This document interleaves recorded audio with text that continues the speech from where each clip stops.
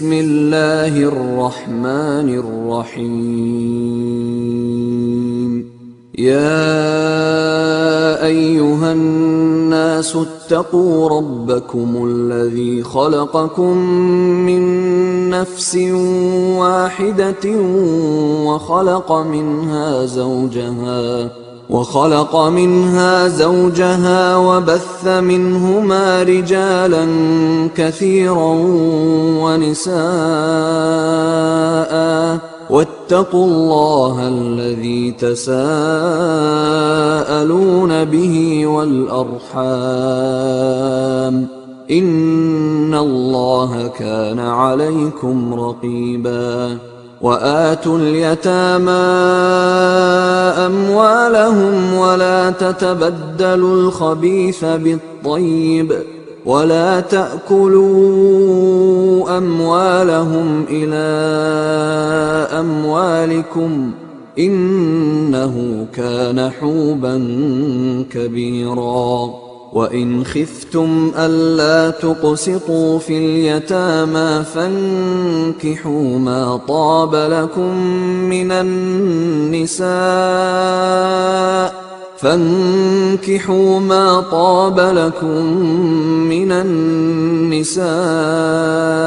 مثنى وثلاث ورباع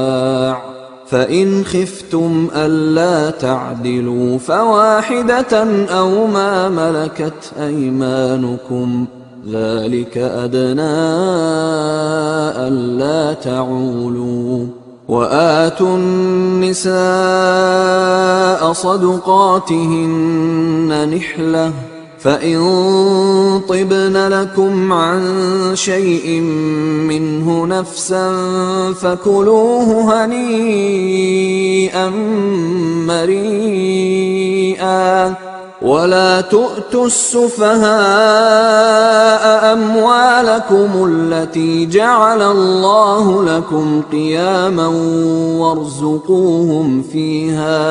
وارزقوهم فيها واكسوهم وقولوا لهم قولا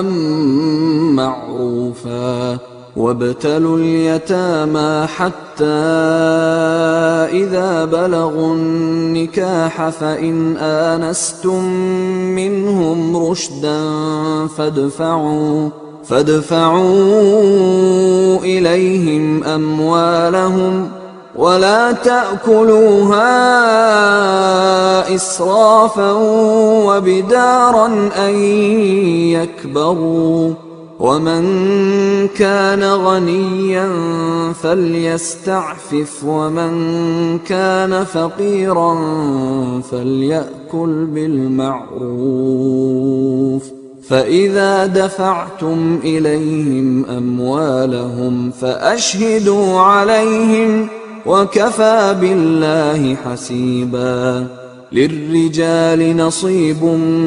مما ترك الوالدان والأقربون وللنساء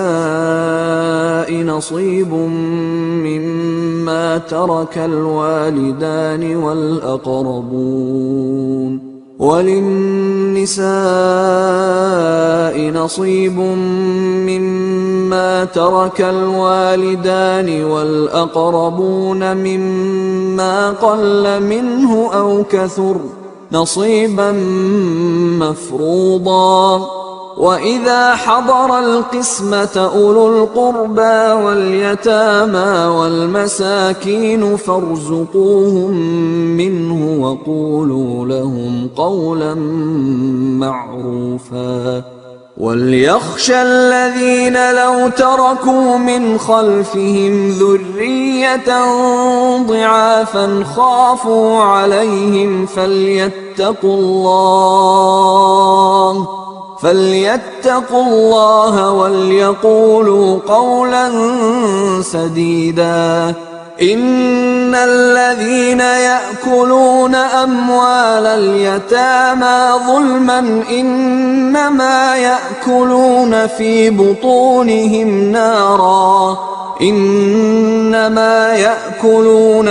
بطونهم نارا وسيصلون سعيرا يوصيكم الله في أولادكم للذكر مثل حظ الأنثيين، فإن كن نساء فوق 2 فلهن ثلثا ما ترك، وإن كانت واحدة فلها النصف، ولأبويه لكل واحد منهما السدس مما ترك إن كان له ولد، فإن لم يكن له ولد وورثه أبواه فلأمه الثلث، فإن كان له إخوة فلأمه السدس من بعد وصية يوصي بها أو دين. آباؤكم وأبناؤكم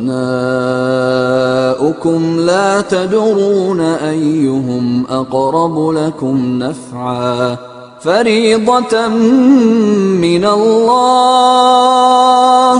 إن الله كان عليما حكيما.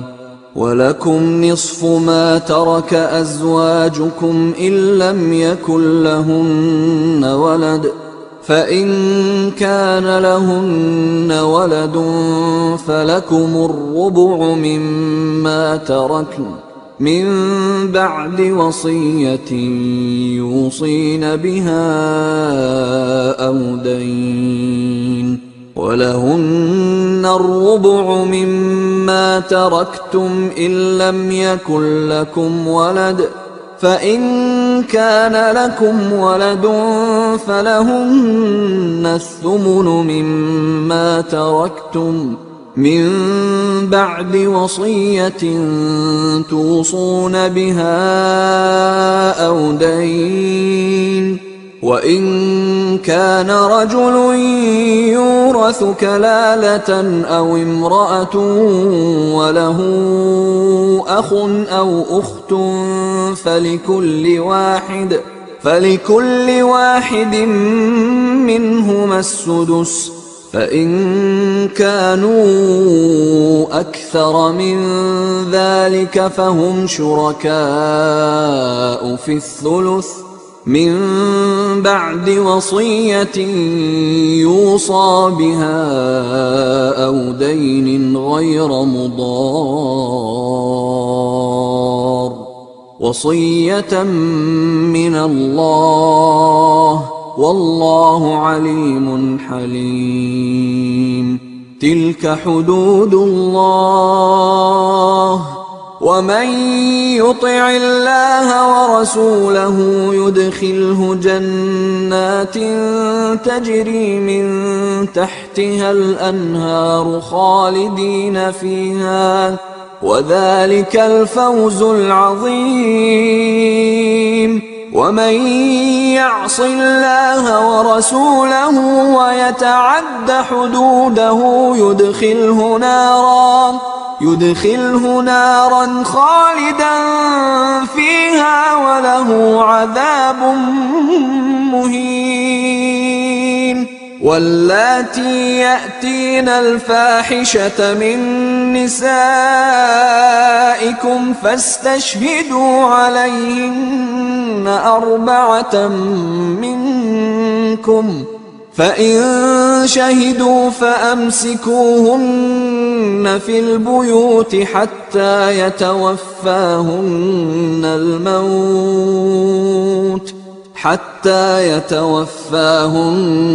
الموت أو يجعل الله لهن سبيلا. واللذان يأتيانها منكم فآذوهما، فإن تابا وأصلحا فأعرضوا عنهما، إن الله كان توابا رحيما. إنما التوبة على الله للذين يعملون السوء بجهالة ثم يتوبون من قريب فأولئك يتوب الله عليهم وكان الله عليما حكيما. وليست التوبة للذين يعملون السيئات حتى إذا حضر أحدهم الموت قال إني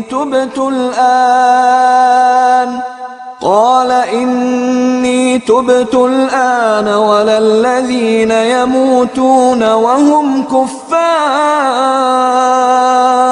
أولئك أعتدنا لهم عذابا أليما. يا أيها الذين آمنوا لا يحل لكم أن ترثوا النساء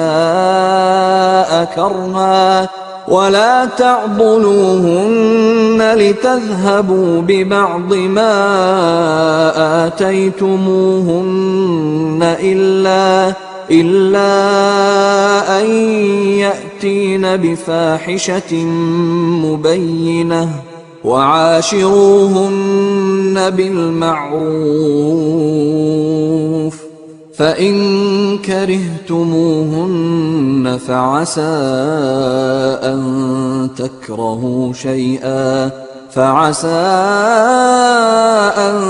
تكرهوا شيئا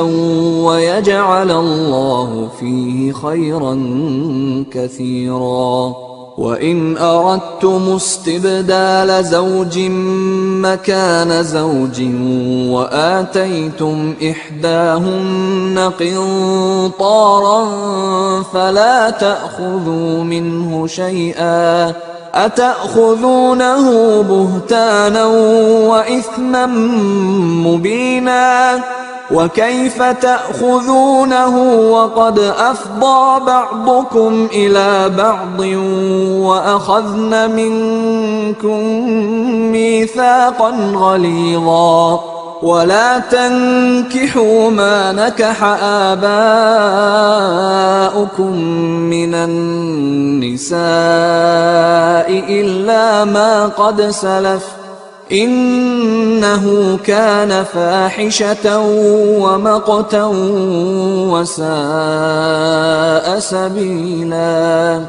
حرمت عليكم أمهاتكم وبناتكم وأخواتكم وعماتكم وخالاتكم وبنات الأخ وبنات الأخت وأمهاتكم اللاتي أرضعنكم وأخواتكم من الرضاعة وأمهات نسائكم وربائبكم اللاتي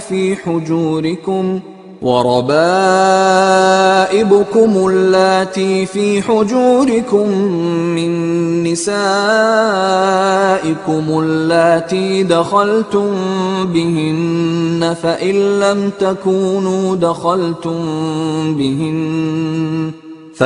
لم تكونوا دخلتم بهن فلا جناح عليكم وحلائل أبنائكم الذين من أصلابكم وأن تجمعوا بين الأختين إلا ما قد سلف إن الله كان غفورا رحيما. والمحصنات من النساء إلا ما ملكت أيمانكم كتاب الله عليكم وأحل لكم ما وراء ذلكم أن تبتغوا بأموالكم محصنين غير مسافحين فما استمتعتم به منهن فآتوهن أجورهن فريضة ولا جناح عليكم فيما تراضيتم به من بعد الفريضة إن الله كان عليما حكيما ومن لم يستطع منكم طولا أن ينكح المحصنات المؤمنات فمما ملكت أيمانكم من فتياتكم المؤمنات والله أعلم بإيمانكم بعضكم من بعض فانكحوهن بإذن أهلهن وآتوهن أجورهن بالمعروف محصنات غير مسافحات ولا متخذات أخدان فإذا أحصن فإن أتين بفاحشة فعليهن نصف ما على المحصنات من العذاب ذلك لمن خشي العنة منكم وأن تصبروا خير لكم والله غفور رحيم يريد الله ليبين لكم ويهديكم سنن الذين من قبلكم ويتوب عليكم والله عليم حكيم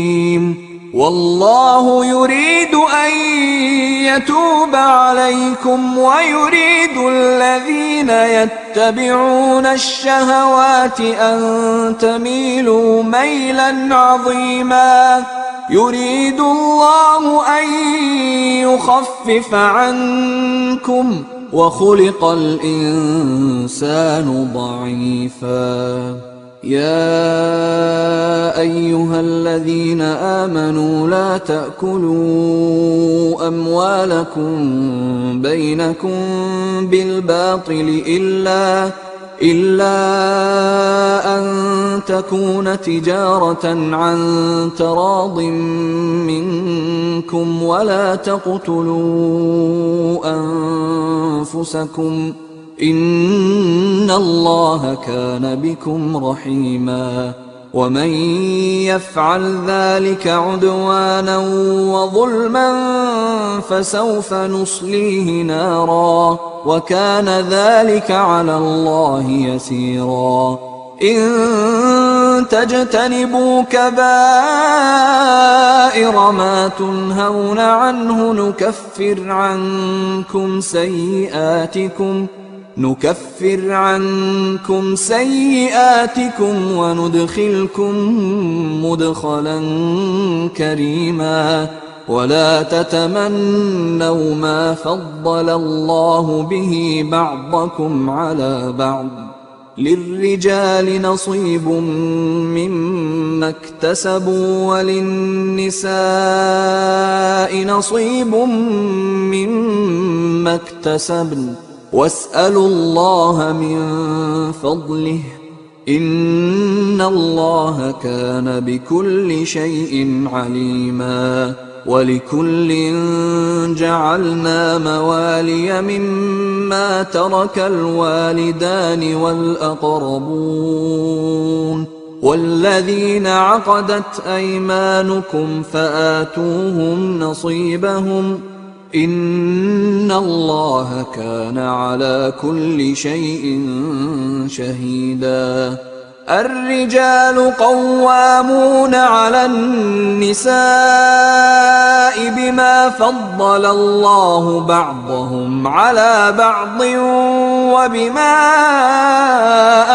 أنفقوا من أموالهم فالصالحات قانتات حافظات للغيب بما حفظ الله واللاتي تخافون نشوزهن فعظوهن واهجروهن في المضاجع واضربوهن فإن أطعنكم فلا تبغوا عليهن سبيلا إن الله كان عليا كبيرا وإن خفتم شقاق بينهما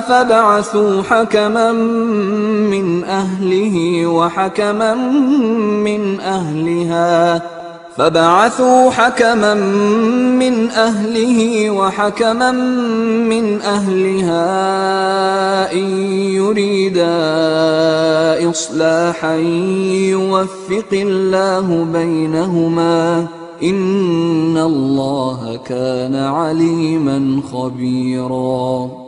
واعبدوا الله ولا تشركوا به شيئا وبالوالدين إحسانا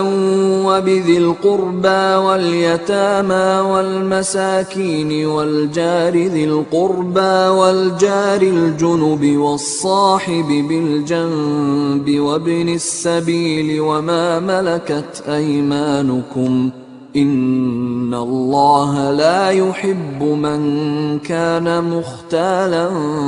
فخورا الذين يبخلون ويأمرون الناس بالبخل ويكتمون ما آتاهم الله من فضله وأعتدنا للكافرين عذابا مهينا والذين ينفقون أموالهم رئاء الناس ولا يؤمنون بالله ولا باليوم الآخر ومن يكن الشيطان له قرينا فساء قرينا وماذا عليهم لو آمنوا بالله واليوم الآخر وأنفقوا مما رزقهم الله وكان الله بهم عليما إن الله لا يظلم مثقال ذرة وإن تك حسنة يضاعفها ويؤت من لدنه أجرا عظيما فكيف إذا جئنا من كل أمة بشهيد وجئنا بك على هؤلاء شهيدا يومئذ يود الذين كفروا وعصوا الرسول لو تسوى بهم الأرض ولا يكتمون الله حديثا يا أيها الذين آمنوا لا تقربوا الصلاة وأنتم سكارى حتى تعلموا ما تقولون ولا جنبا إلا عابري سبيل حتى تغتسلوا وإن كنتم مرضى أو على سفر أو جاء أحد منكم من الغائط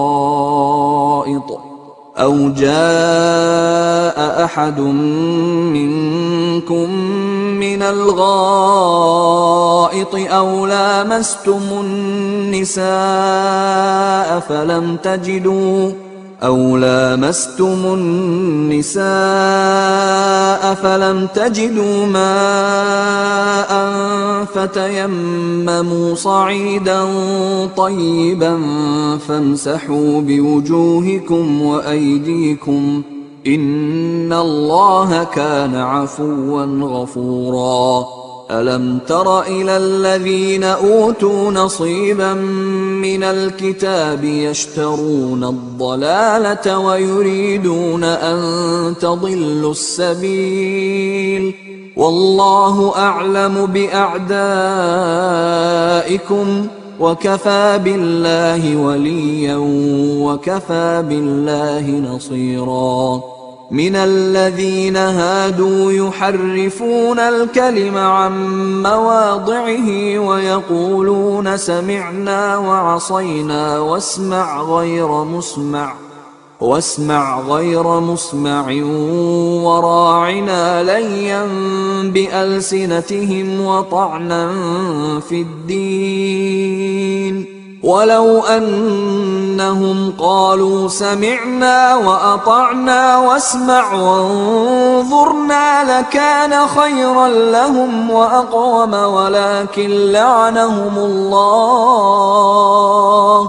ولكن لعنهم الله بكفرهم فلا يؤمنون إلا قليلا. يا أيها الذين أوتوا الكتاب آمنوا بما نزلنا مصدقا لما معكم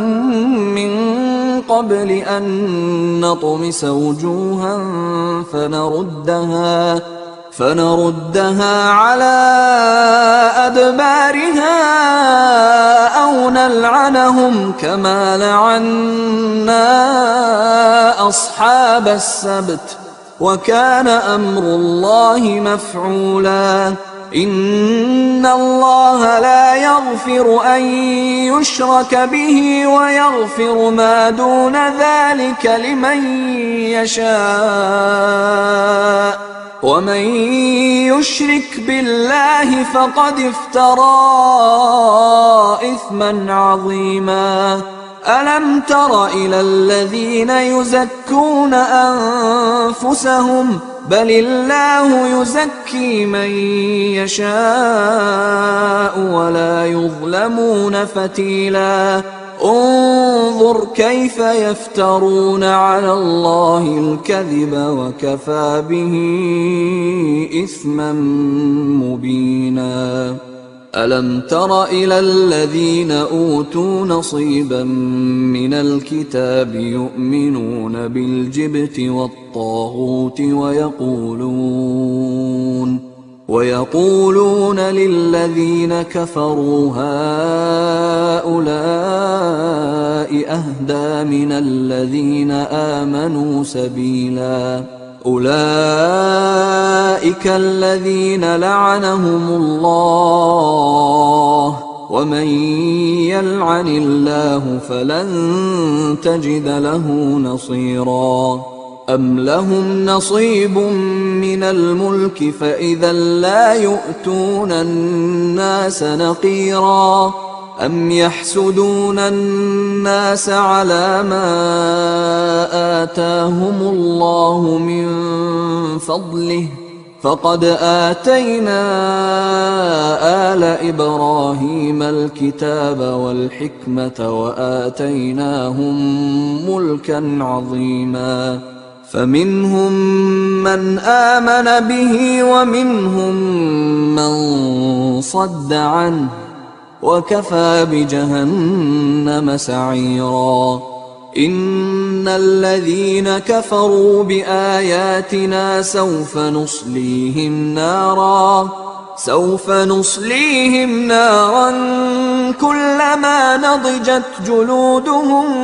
بدلناهم جلودا غيرها ليذوقوا العذاب إن الله كان عزيزا حكيما. والذين آمنوا وعملوا الصالحات سندخلهم جنات تجري من تحتها الأنهار خالدين فيها أبدا لهم فيها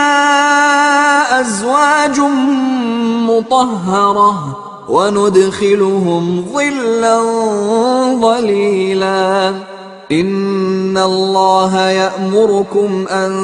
تؤدوا الأمانات إلى أهلها وإذا حكمتم بين الناس أن تحكموا بالعدل إن الله نعما يعظكم به إن الله كان سميعا بصيرا. يا أيها الذين آمنوا أطيعوا الله وأطيعوا الرسول وأولي الأمر منكم فإن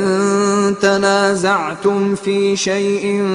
فردوه إلى الله والرسول إن كنتم تؤمنون بالله واليوم الآخر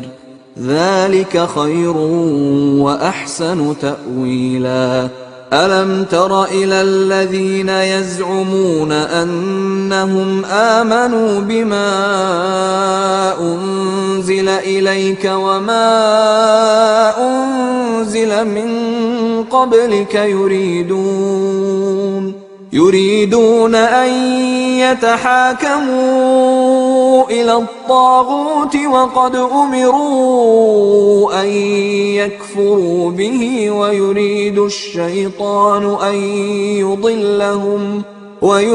الشيطان أن يضلهم ضلالا بعيدا وإذا قيل لهم تعالوا إلى ما أنزل الله وإلى الرسول رأيت المنافقين يصدون عنك صدودا فكيف إذا أصابتهم مصيبة بما قدمت أيديهم ثم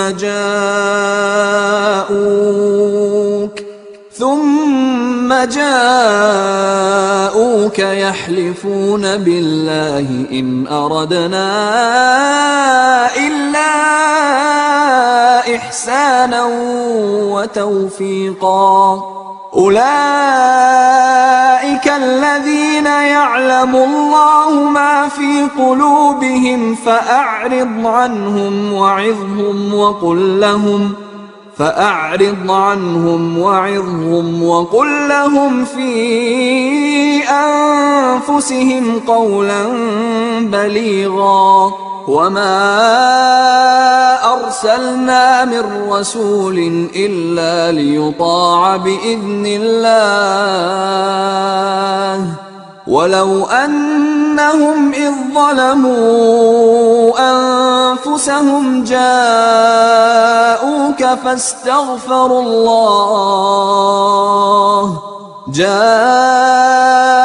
فاستغفروا الله واستغفر لهم الرسول لوجدوا الله توابا رحيما فلا وربك لا يؤمنون حتى يحكموك فيما شجر بينهم ثم لا يجدوا في أنفسهم حرجا مما قضيت ويسلموا تسليما ولو أنا كتبنا عليهم أن اقتلوا أنفسكم أو اخرجوا من دياركم ما فعلوه إلا قليل منهم ولو أنهم فعلوا ما يوعظون به لكان خيرا لهم وأشد تثبيتا وإذا لآتيناهم من لدنا أجرا عظيما ولهديناهم صراطا مستقيما ومن يطع الله والرسول فأولئك مع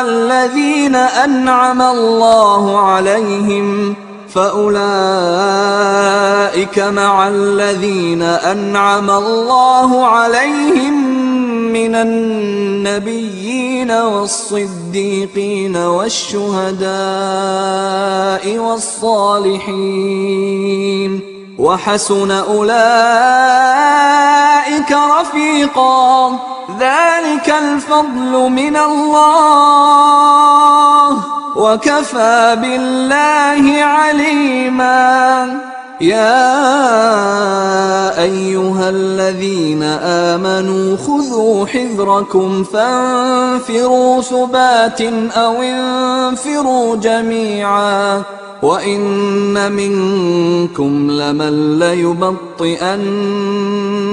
وإن منكم لمن ليبطئن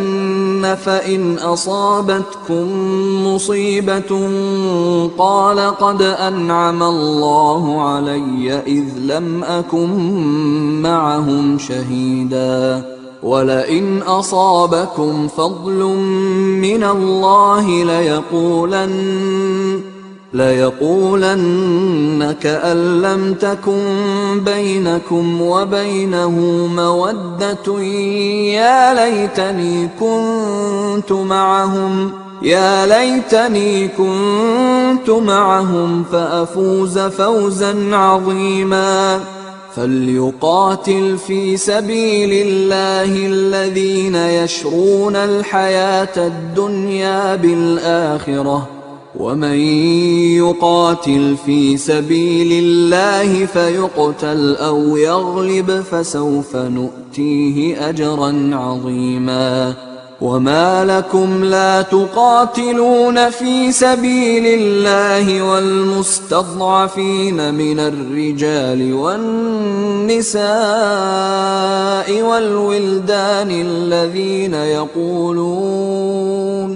الذين يقولون ربنا أخرجنا من هذه القرية الظالم أهلها واجعل لنا من لدنك وليا واجعل لنا من لدنك نصيرا الذين آمنوا يقاتلون في سبيل الله والذين كفروا يقاتلون في سبيل الطاغوت فقاتلوا أولياء الشيطان إن كيد الشيطان كان ضعيفا ألم تر إلى الذين قيل لهم كفوا أيديكم وأقيموا الصلاة وآتوا الزكاة فلما كتب عليهم القتال إذا فريق منهم يخشون الناس كخشية الله أو أشد خشية وقالوا ربنا لم كتبت علينا القتال لولا أخرتنا إلى أجل قريب قل متاع الدنيا قليل والآخرة خير لمن اتقى ولا تظلمون فتيلا أينما تكونوا يدرككم الموت ولو كنتم في بروج مشيدة وإن تصبهم حسنة يقولوا هذه من عند الله وإن تصبهم سيئة يقولوا هذه من عندك قل كل من عند الله فما لهؤلاء القوم لا يكادون يفقهون حديثا ما أصابك من حسنة فمن الله وما أصابك من سيئة فمن نفسك وأرسلناك للناس رسولا وكفى بالله شهيدا من يطع الرسول فقد أطاع الله ومن تولى فما أرسلناك عليهم حفيظا ويقولون طاعة فإذا برزوا من عندك بيت طائفة منهم غير الذي تقول والله يكتب ما يبيتون فأعرض عنهم وتوكل على الله وكفى بالله وكيلا أفلا يتدبرون القرآن ولو كان من عند غير الله لوجدوا فيه اختلافا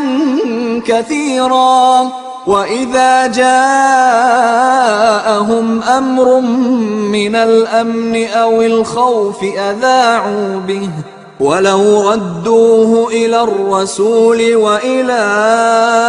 أولي الأمر منهم لعلمه الذين يستنبطونه منهم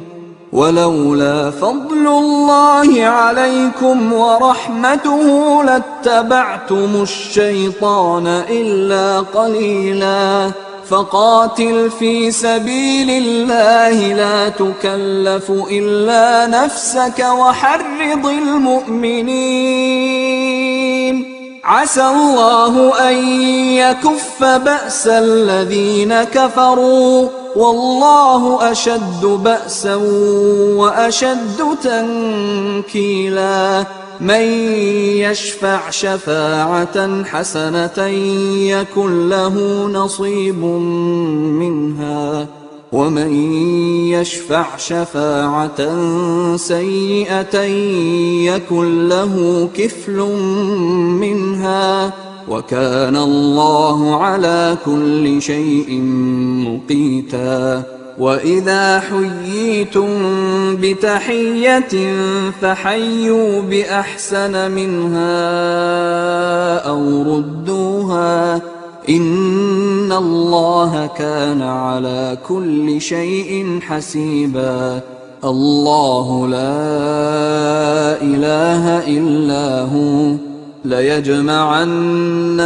إلى يوم القيامة لا ريب فيه ومن أصدق من الله حديثا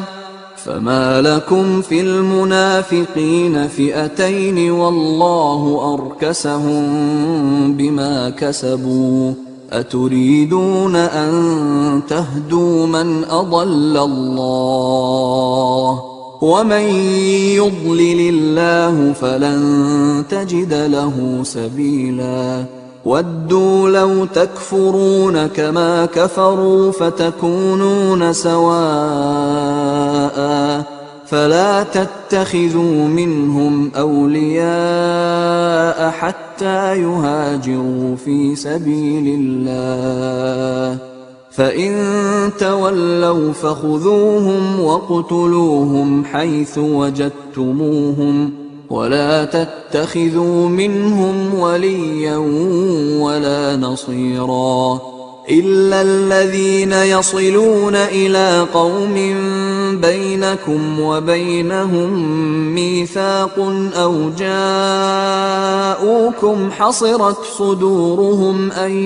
يقاتلوكم أو يقاتلوا قومهم ولو شاء الله لسلطهم عليكم فلقاتلوكم فإن اعتزلوكم فلم يقاتلوكم وألقوا إليكم السلم فما جعل الله لكم عليهم سبيلا ستجدون آخرين يريدون أن يأمنوكم ويأمنوا قومهم كلما ردوا إلى الفتنة أركسوا فيها فإن لم يعتزلوكم ويلقوا إليكم السلم ويكفوا أيديهم فخذوهم واقتلوهم حيث ثقفتموهم وأولئكم جعلنا لكم عليهم سلطانا مبينا وما كان لمؤمن أن يقتل مؤمنا إلا خطأ، ومن قتل مؤمنا خطأ فتحرير رقبة مؤمنة ودية مسلمة إلى أهله إلا أن يصدقوا، فإن كان من قوم عدو لكم وهو مؤمن فتحرير رقبة مؤمنة، وإن كان من قوم بينكم وبينهم ميثاق فدية مسلمة إلى أهله وتحرير رقبة مؤمنة، فمن لم يجد فصيام شهرين متتابعين توبة من الله، وكان الله عليما حكيما. ومن يقتل مؤمنا متعمدا فجزاؤه جهنم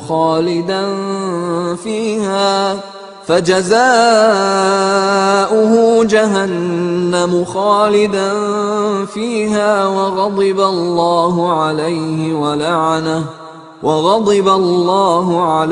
ولعنه وأعد له عذابا عظيما.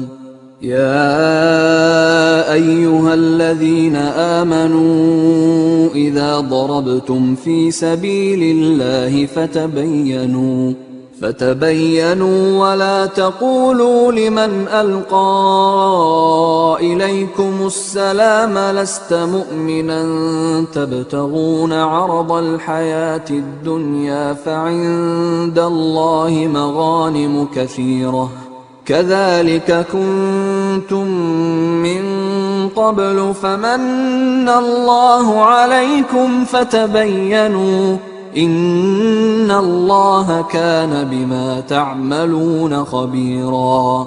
لا يستوي القاعدون من المؤمنين غير أولي الضرر والمجاهدون في سبيل الله بأموالهم وأنفسهم،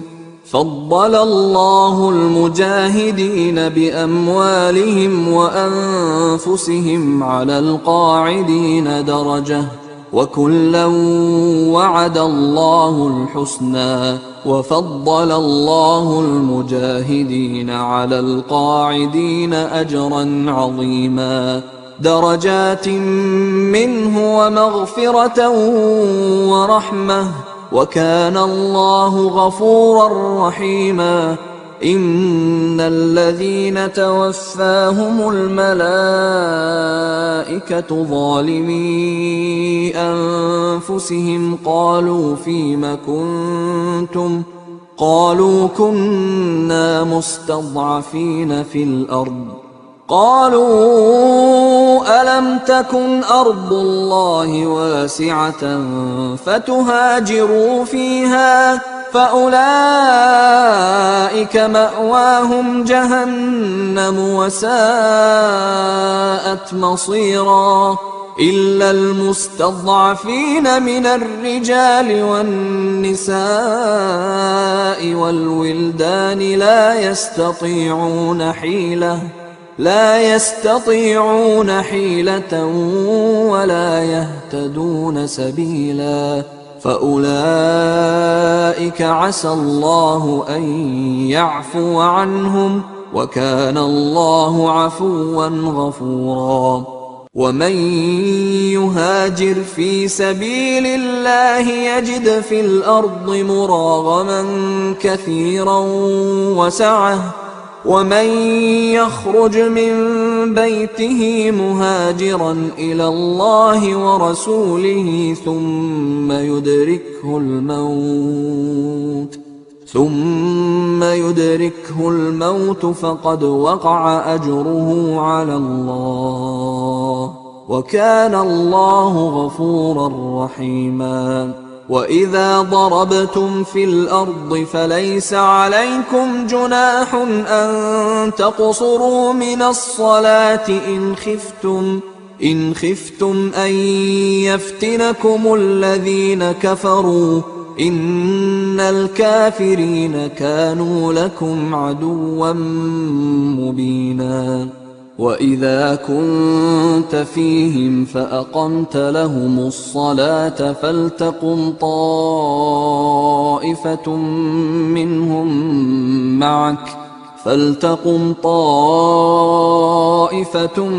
منهم معك وليأخذوا أسلحتهم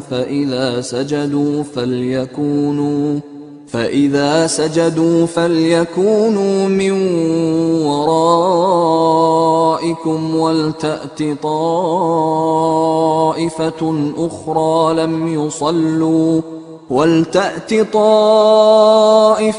أخرى لم يصلوا فليصلوا معك وليأخذوا حذرهم وأسلحتهم. وَدَّ الَّذِينَ كَفَرُوا لَوْ تَغْفُلُونَ عَنْ أَسْلِحَتِكُمْ وَأَمْتِعَتِكُمْ فَيَمِيلُونَ عَلَيْكُمْ مَيْلَةً وَاحِدَةً. وَلَا جُنَاحَ عَلَيْكُمْ إِن كَانَ بِكُمْ أَذًى مِّن مَّطَرٍ أَوْ كُنتُم مَّرْضَىٰ أَن تَضَعُوا أَسْلِحَتَكُمْ وَخُذُوا حِذْرَكُمْ إِنَّ اللَّهَ أَعَدَّ لِلْكَافِرِينَ عَذَابًا مُّهِينًا. فَإِذَا قَضَيْتُمُ الصَّلَاةَ فاذكروا الله قِيَامًا وَقُعُودًا وَعَلَىٰ جُنُوبِكُمْ فإذا اطمأننتم فأقيموا الصلاة إن الصلاة كانت على المؤمنين كتابا موقوتا. ولا تهنوا في ابتغاء القوم إن تكونوا تألمون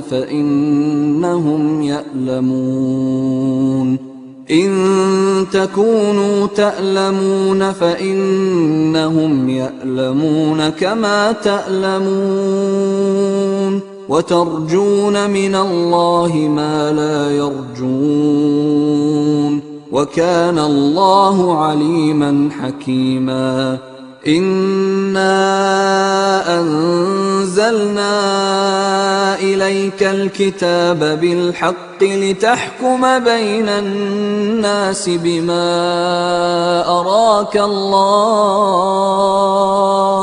ولا تكن للخائنين خصيما واستغفر الله إن الله كان غفورا رحيما. ولا تجادل عن الذين يختانون أنفسهم إن الله لا يحب من كان خوانا أثيما. يستخفون من الناس ولا يستخفون من الله وهو معهم إذ يبيتون ما لا يرضى من القول وكان الله بما يعملون محيطا. ها أنتم هؤلاء جادلتم عنهم في الحياة الدنيا فمن يجادل الله عنهم يوم القيامة أم من يكون عليهم وكيلا. ومن يعمل سوءا أو يظلم نفسه ثم يستغفر الله يجد الله غفورا رحيما. ومن يكسب إثما فإنما يكسبه على نفسه وكان الله عليما حكيما. ومن يكسب خطيئة أو إثما ثم يرم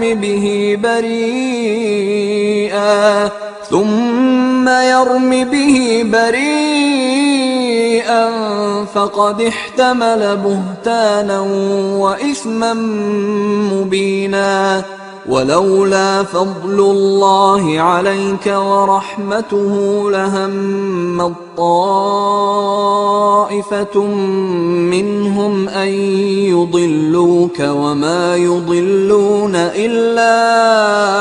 أنفسهم وما يضرونك من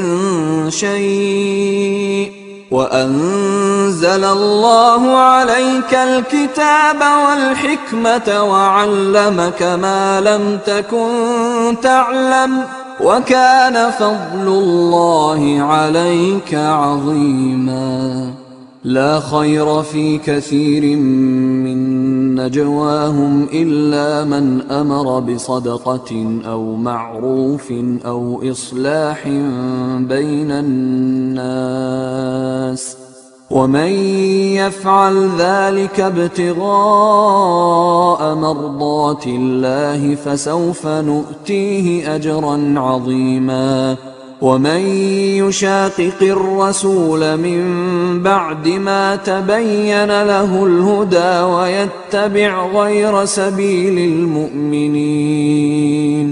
ويتبع غير سبيل المؤمنين نوله ما تولى ونصله جهنم وساءت مصيرا. إن الله لا يغفر أن يشرك به ويغفر ما دون ذلك لمن يشاء ومن يشرك بالله فقد ضل ضلالا بعيدا. إن يدعون من دونه إلا إناثا وإن يدعون إلا شيطانا مريدا لعنه الله وقال لأتخذن من عبادك نصيبا مفروضا ولأضلنهم ولأمنينهم ولآمرنهم فليبتكن آذان الأنعام ولآمرنهم فليغيرن خلق الله. ومن يتخذ الشيطان وليا من دون الله فقد خسر خسرانا مبينا. يعدهم ويمنيهم وما يعدهم الشيطان إلا غرورا. أولئك مأواهم جهنم ولا يجدون عنها محيصا. والذين آمنوا وعملوا الصالحات سندخلهم جنات تجري من تحتها الأنهار خالدين فيها أبدا وعد الله حقا ومن أصدق من الله قيلا. ليس بأمانيكم ولا أماني أهل الكتاب من يعمل سوءا يجز به ولا يجد له من دون الله وليا ولا نصيرا. ومن يعمل من الصالحات من ذكر أو أنثى وهو مؤمن فأولئك يدخلون الجنة ولا يظلمون نقيرا. ومن أحسن دينا ممن أسلم وجهه لله وهو محسن واتبع ملة إبراهيم حنيفا واتخذ الله إبراهيم خليلا ولله ما في السماوات وما في الأرض وكان الله بكل شيء محيطا ويستفتونك في النساء قل الله يفتيكم فيهن وما يتلى عليكم في الكتاب في يتامى النساء اللاتي لا تؤتونهن ما كتب لهن وترغبون أن تنكحوهن والمستضعفين من الولدان وأن تقوموا لليتامى بالقسط وما تفعلوا من خير فإن الله كان به عليما وإن امرأة خافت من بعلها نشوزا أو إعراضا فلا جناح عليهما أن يصلحا بينهما صلحا والصلح خير وأحضرت الأنفس الشح وإن تحسنوا وتتقوا فإن الله كان بما تعملون خبيرا ولن تستطيعوا أن تعدلوا بين النساء ولو حرصتم فلا تميلوا كل الميل فتذروها كالمعلقة وإن تصلحوا وتتقوا فإن الله كان غفورا رحيما وإن يتفرقا يغن الله كلا من سعته وكان الله واسعا حكيما ولله ما في السماوات وما في الأرض ولقد وصينا الذين أوتوا الكتاب من قبلكم وإياكم أن اتقوا الله وإن تكفروا فإن لله ما في السماوات وما في الأرض وكان الله غنيا حميدا ولله ما في السماوات وما في الأرض وكفى بالله وكيلا إن يشأ يذهبكم أيها الناس ويأت بآخرين وكان الله على ذلك قديرا من كان يريد ثواب الدنيا فعند الله ثواب الدنيا والآخرة وكان الله سميعا بصيرا يا أيها الذين آمنوا كونوا قوامين بالقسط شهداء لله ولو على أنفسكم أو الوالدين والأقربين إن يكن غنيا أو فقيرا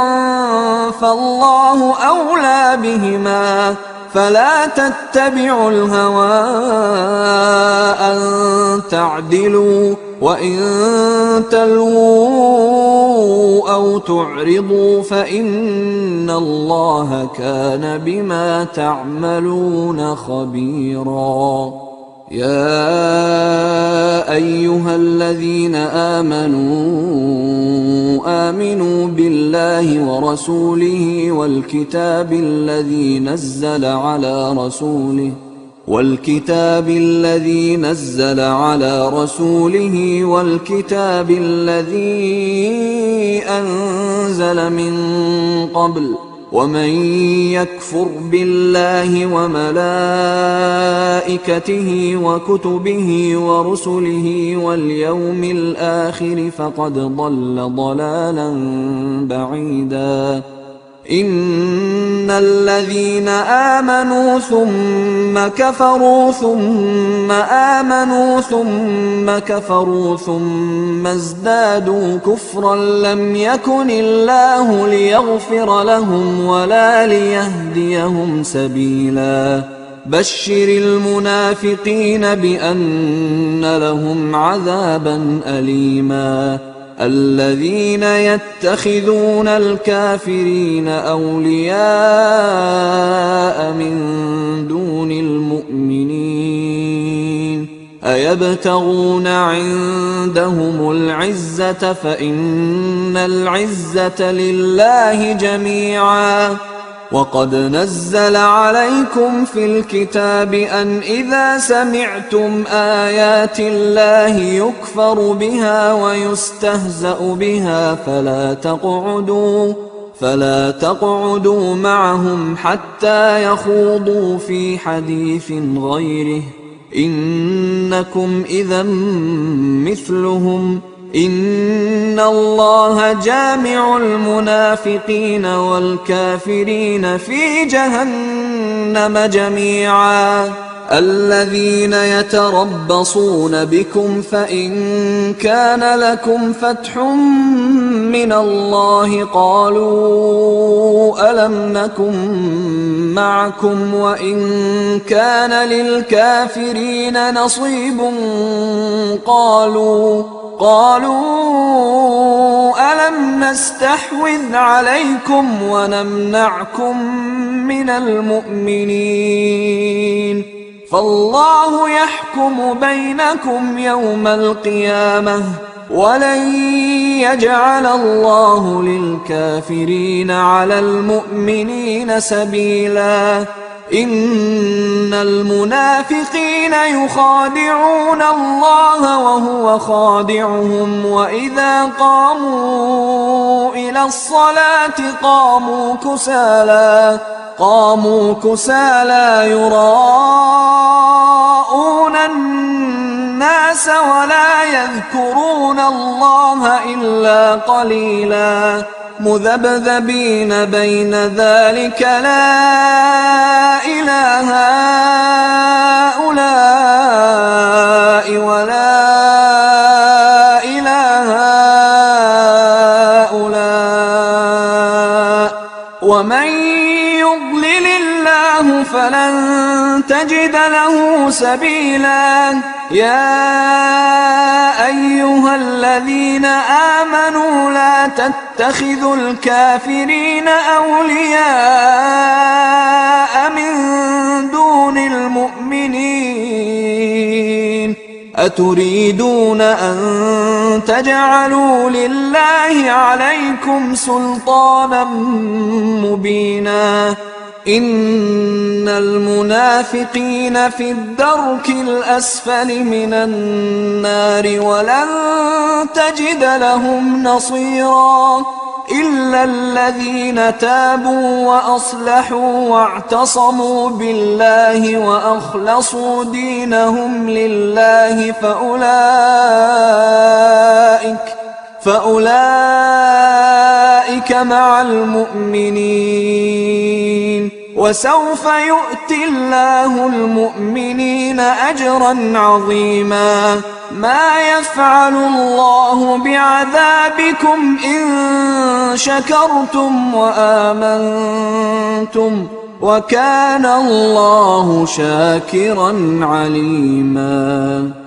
لا يحب الله الجهر بالسوء من القول إلا من ظلم وكان الله سميعا عليما. إن تبدوا خيرا أو تخفوه أو تعفوا عن سوء فإن الله كان عفوا قديرا. إن الذين يكفرون بالله ورسله ويريدون أن يفرقوا بين الله ورسله ويقولون نؤمن ببعض ونكفر ببعض ويريدون أن يتخذوا بين ذلك سبيلا أولئك هم الكافرون حقا وأعتدنا للكافرين عذابا مهينا والذين آمنوا بالله ورسله ولم يفرقوا بين أحد منهم أولئك سوف يؤتيهم أجورهم وكان الله غفورا رحيما يسألك أهل الكتاب أن تنزل عليهم كتابا من السماء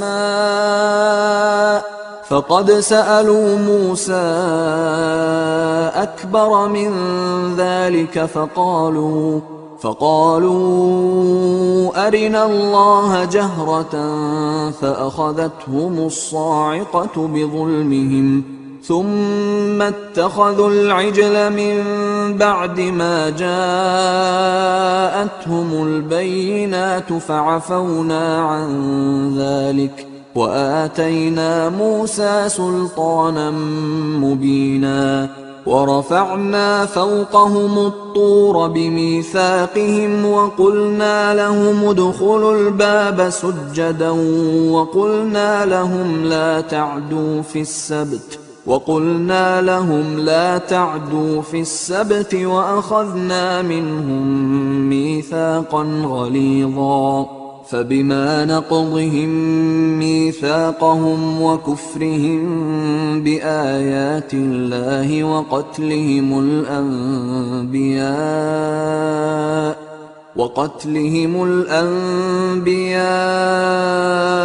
بغير حق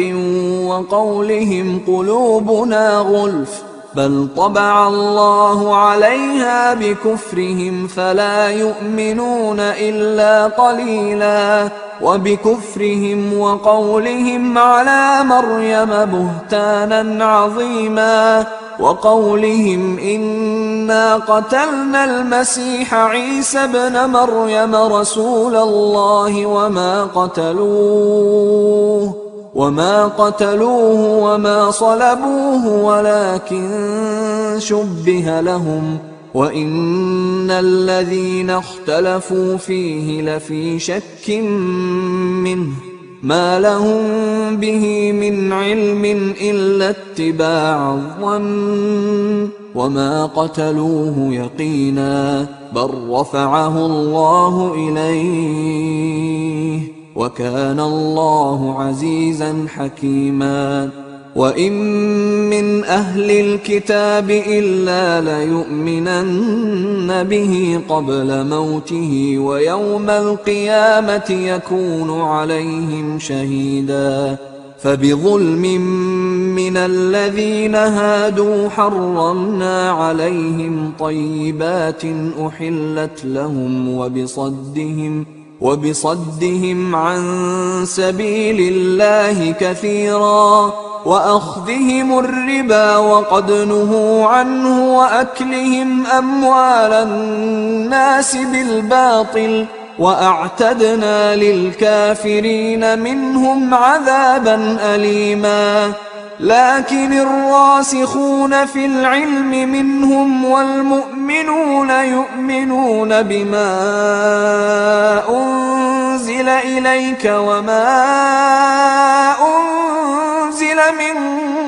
قبلك والمقيمين الصلاة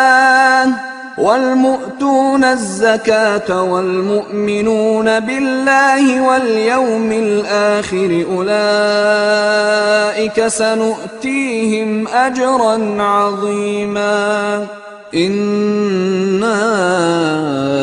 أوحينا إليك كما أوحينا إلى نوح والنبيين من بعده وأوحينا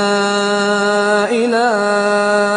إبراهيم وإسماعيل وإسحاق ويعقوب والأسباط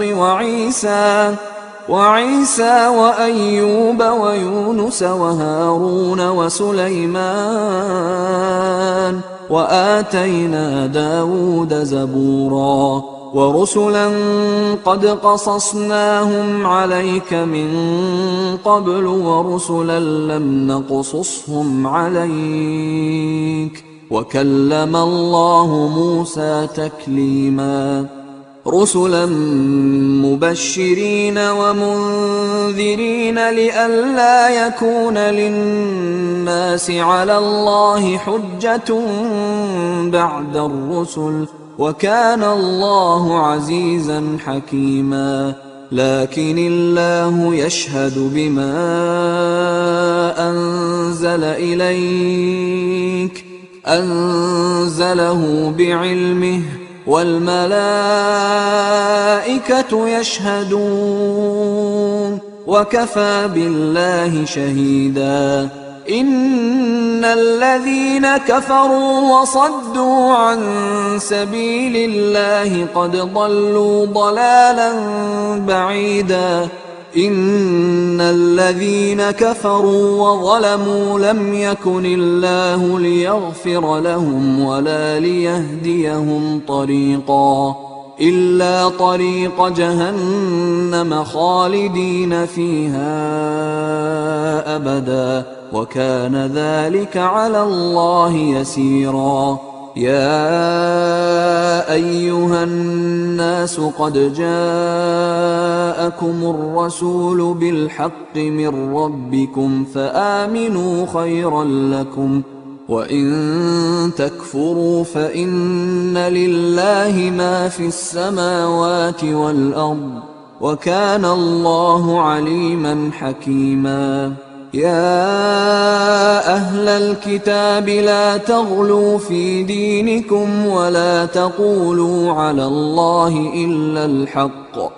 إنما المسيح عيسى ابن مريم رسول الله وكلمته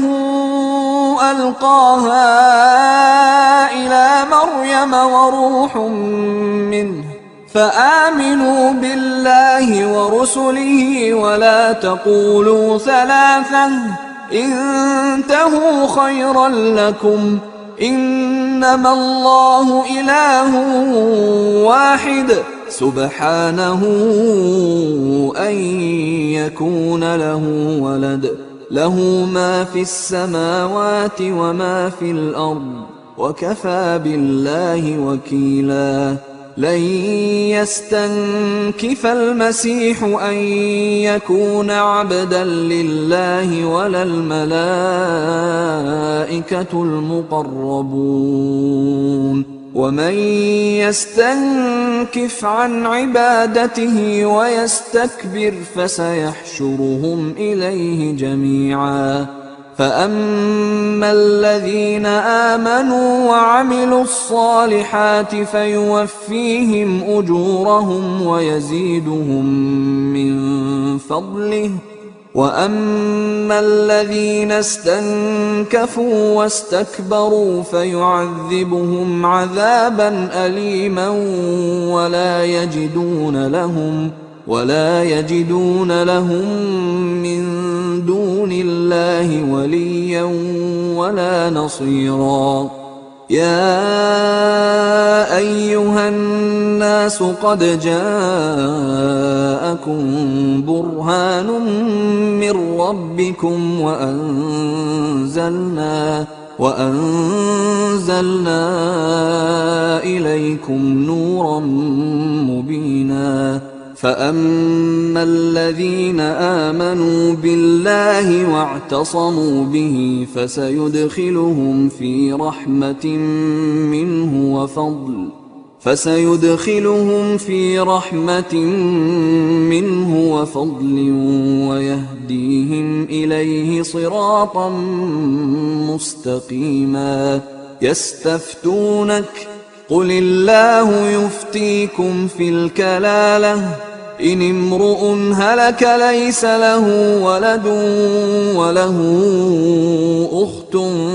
فلها نصف ما ترك وهو يرثها